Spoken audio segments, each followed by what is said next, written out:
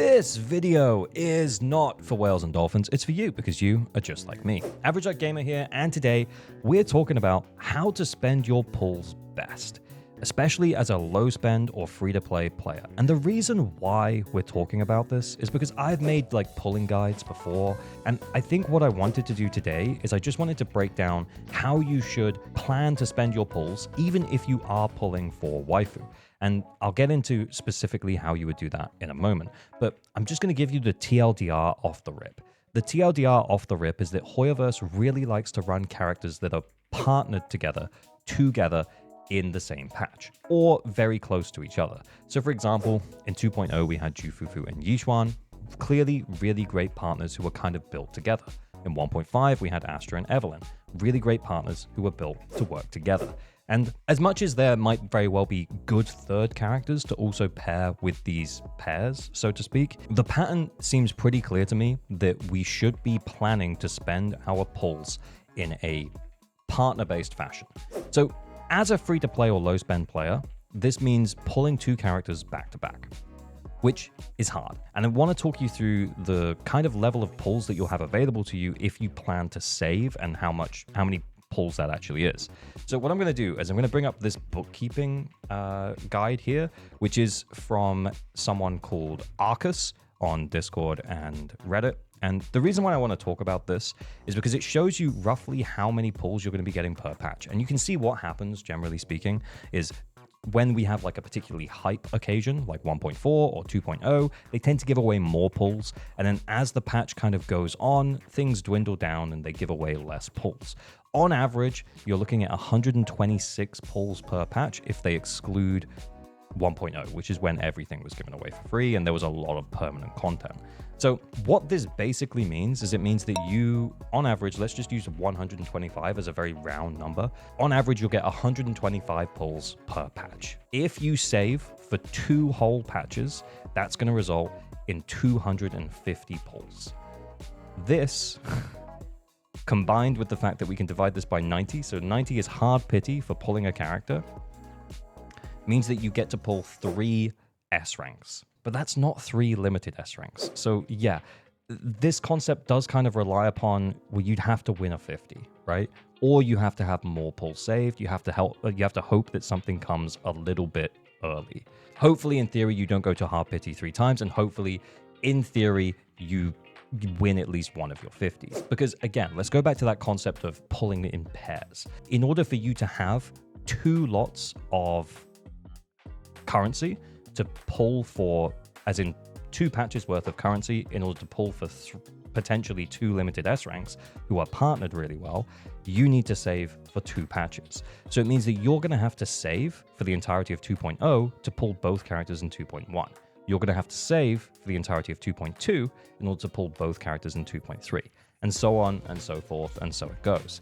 And I think just to bring it back to that partner-based theory, I think that the partner-based theory started around 1.5.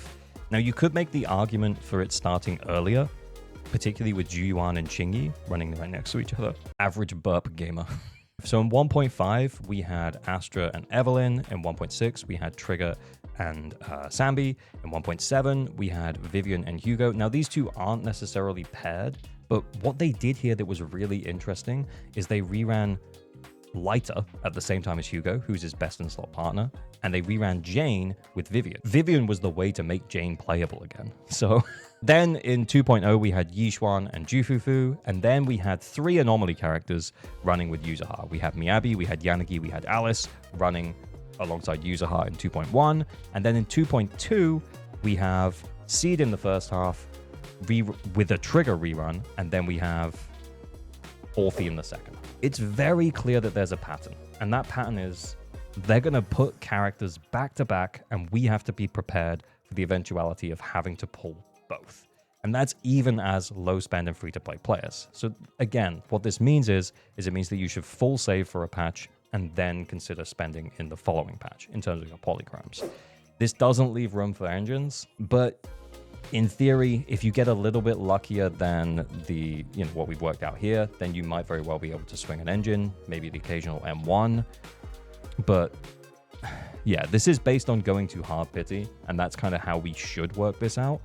But at the same time, I think the average for getting a character is around the high 70s. So in theory, like, hang on, if we just do this, occasionally you'll have scope to get an engine as long as you win your 50. Anyway, I guess what I wanted to do was I wanted to break down my thoughts on this pattern. I think I talked about this back in 1.5 when it started, and then I haven't really brought it up again, other than to talk about it pretty regularly on streams. And I kind of wanted the video out there that broke down the pattern that we're seeing and how free-to-play and low-spend players should be spending their polychrome as we move forward in ZZZ, which is look ahead. If you see a character you really like from a design perspective, like I'm really looking forward to Yidhari. Look, I like tentacles. Sue me. I'm looking forward to Yidhari, and that means I'm going to pull Lucia as well. I full save for the whole of 2.2. I'm looking forward to 2.3, and I'm crossing my fingers for winning some 50s. And that's what we're going to do.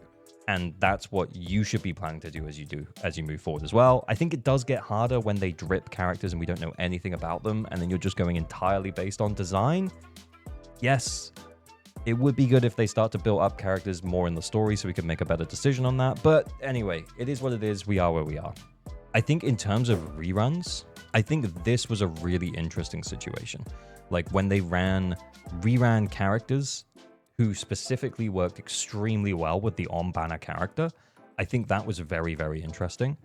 But I think for the most part, forgetting that reruns exist is probably the best way to think about it, unless it seems like that rerunning character is going to be best in slot for a particular character that you really, really like and you really, really want to play for the foreseeable future. If there's nothing on the horizon that threatens that character's viability, then I think it's okay to pull for a rerun.